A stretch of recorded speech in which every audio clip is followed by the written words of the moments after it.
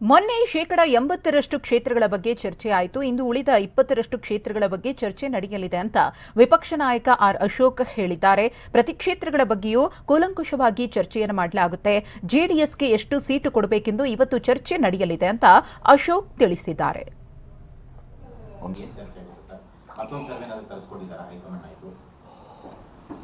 ಮೊನ್ನೆ ಹೋದಾಗ almost all 80% ಕ್ಷೇತ್ರಗಳ ಬಗ್ಗೆ ಒಂದು ವರದಿಯನ್ನು ತಗೊಂಡಿದ್ರು. ಉಳಿದಂಥ ಒಂದು 20% ಕ್ಷೇತ್ರಗಳು, ಸುಮಾರು 7-8 ಕ್ಷೇತ್ರಗಳ ಬಗ್ಗೆ ಮತ್ತೊಂದು ಬಾರಿ ಚರ್ಚೆ ಮಾಡುವಂಥದ್ದಕ್ಕೆ ಕರೆದಿದ್ದಾರೆ ಅಂತ ನನ್ನ ಭಾವನೆ.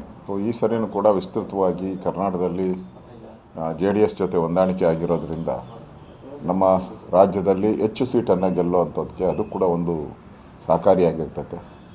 ಎಲ್ಲ ದೃಷ್ಟಿಯಿಂದನೂ ಕೂಡ ಪ್ರತಿಯೊಂದು ಕ್ಷೇತ್ರನೂ ಕೂಲಂಕುಷವಾಗಿ ಪರಿಶೀಲನೆ ಮಾಡಿ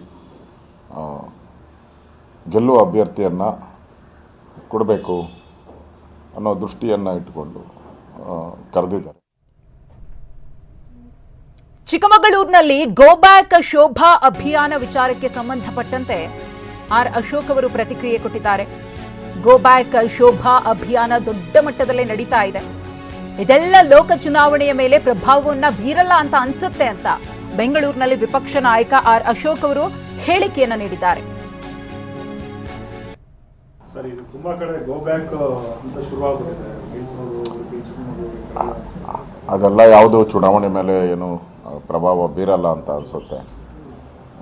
ನೋಡೋಣ, ರಾಷ್ಟ್ರೀಯ ನಾಯಕರು ಯಾವ ಮಾನದಂಡವನ್ನು ಉಪಯೋಗ ಮಾಡ್ತಾರೆ ಅಂತ ನಮ್ಗೆ ಗೊತ್ತಿಲ್ಲ. ಈಗಾಗಲೇ ಸರ್ವೆ ಬಂದಿದೆ. ಸರ್ವೆ ರಿಪೋರ್ಟ್ ಆಧಾರದ ಮೇಲೇ ಎಲ್ಲ ಆಲ್ಮೋಸ್ಟ್ ಆಲ್ ಸರ್ವೆ ರಿಪೋರ್ಟಲ್ಲಿ ಪ್ಲಸ್ ಆ್ಯಂಡ್ ಮೈನಸ್ ಭಾಳ ಇಂಪಾರ್ಟೆಂಟು. ಅದರ ಮೇಲೇ ಎಲ್ಲ ಸೀಟ್ಗಳು ತೀರ್ಮಾನ ಆಗುವಂಥದ್ದು. ಮತ್ತು ನಮ್ಮ ಅಭಿಪ್ರಾಯಗಳನ್ನು, ರಾಜ್ಯದ ಅಭಿಪ್ರಾಯನೂ ಕೇಳಿದ್ದಾರೆ. ಕೆಲವು ಕ್ಷೇತ್ರಗಳು ಯಡಿಯೂರಪ್ಪನವರು ಇಂಥವ್ರಿಗೆ ಕೊಡಬೇಕು ಅನ್ನೋದು ಪಟ್ಟು ಹೇಳಿದ್ದಾರೆ. ಹೈಕಮಾಂಡ್ಗೆ ಒಪ್ಪಿಲ್ಲ ಅನ್ನೋಂಥ ಚರ್ಚೆಗಳು ನಡೀತಾ ಇದ್ದಾವೆ. ಆ ಥರದ್ದು ಯಾವುದು ನನ್ನ ಗಮನಕ್ಕೆ ಇಲ್ಲ ನನ್ನ ಗಮನ. ಸರ್, ಇದು ತುಂಬ